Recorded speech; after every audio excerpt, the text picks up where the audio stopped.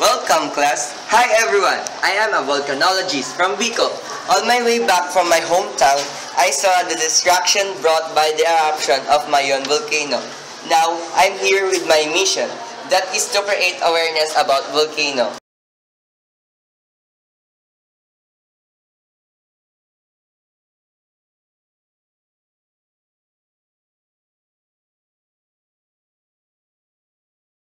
The Philippines is located along the Ring of Fire. As a result, it is a home to many volcanoes.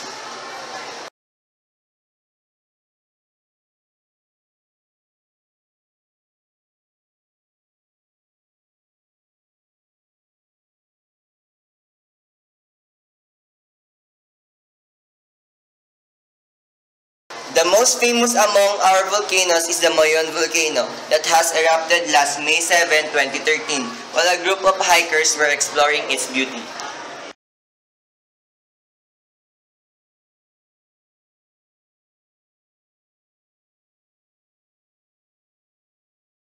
Who could forget the terrible eruption of Pinatubo volcano in 1992 after 600 years of inactivity? Based on statistics, in the first 5 years following the eruption, lahars destroyed the homes of more than 100,000 people. Lahars also covered about 120,000 hectares with sediment to an average depth of about 1 meter. And the flood spread rock debris over a larger area. The eruption also affected other countries as its emission in the atmosphere lowered the air pressure.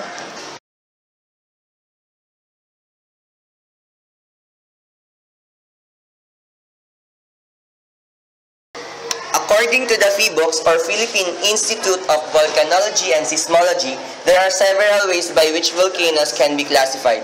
These are active volcanoes, inactive volcanoes, and potentially active volcanoes.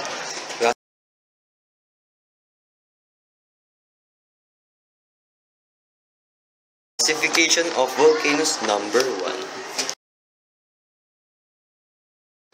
Active volcano. Active volcanoes are those that have a record of eruption within the last 600 years or those that erupted 10,000 years ago based on analysis of their materials. Classification of volcanoes number 2. Inactive volcano. Inactive volcanoes, on the other hand, are those that have not erupted for the last 10,000 years and their physical form is being changed by agents of weathering and erosion through formation of deep and long gullies. Classification of volcanoes number 3. Potentially active volcano. These volcanoes are the ones that may be active but have not recognized as such. There are several ways by which volcanoes can be classified. According to PHIVOLCS, our country has more than 100 volcanoes as of 2013. 23 are active while the rest are inactive. But now, how does volcanic eruption affect society? Positive effects. These volcanoes became a spectacular sceneries. People became creative also by making earthenware out of the ashfall from the volcanic eruption. It has produced very rich soils for farming years after its eruption.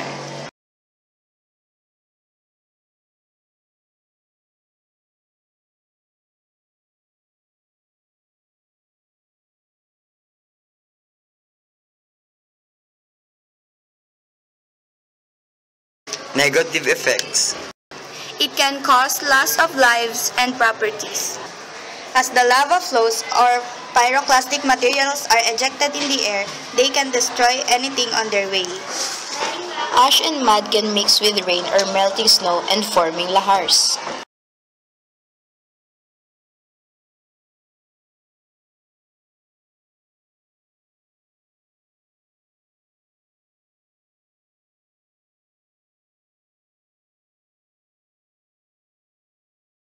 Be ready. To prevent the negative effects of volcanic eruption, we should always remember all the safety precautions.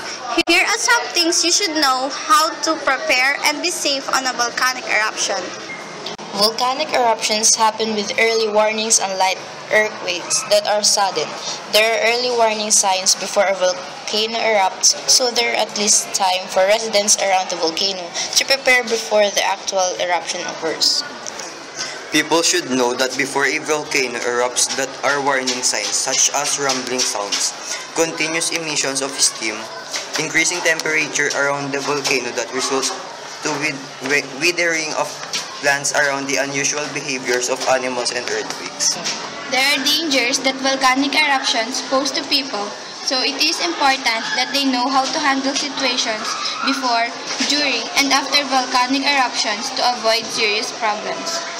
The government has agencies that take care of reporting information about a certain volcano and its activity in order for people to be warned and avoid unpleasant incidents from happening.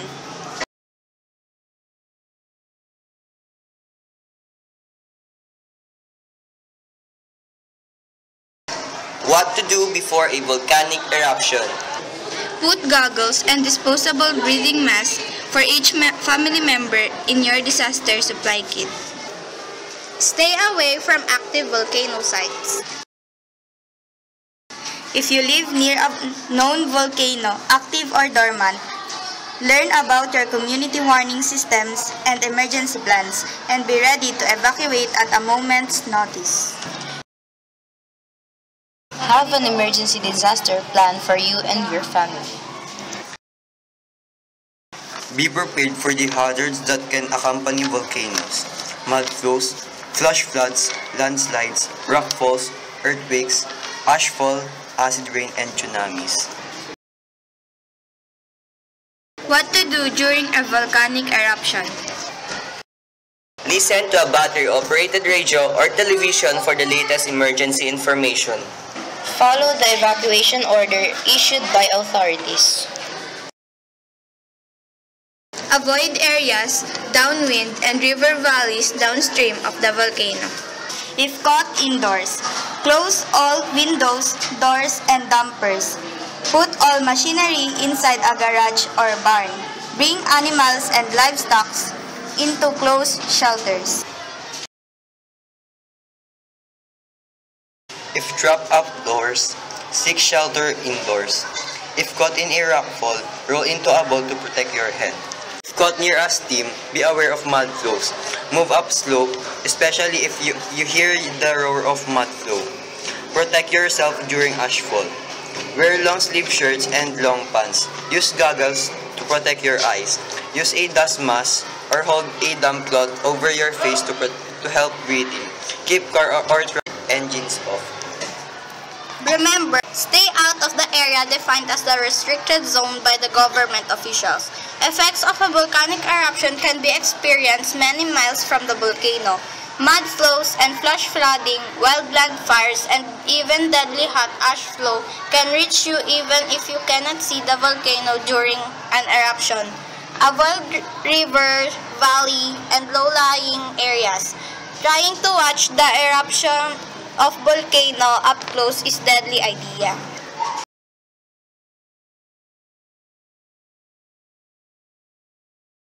What to do after a volcanic eruption? If possible, stay away from volcanic ashfall areas.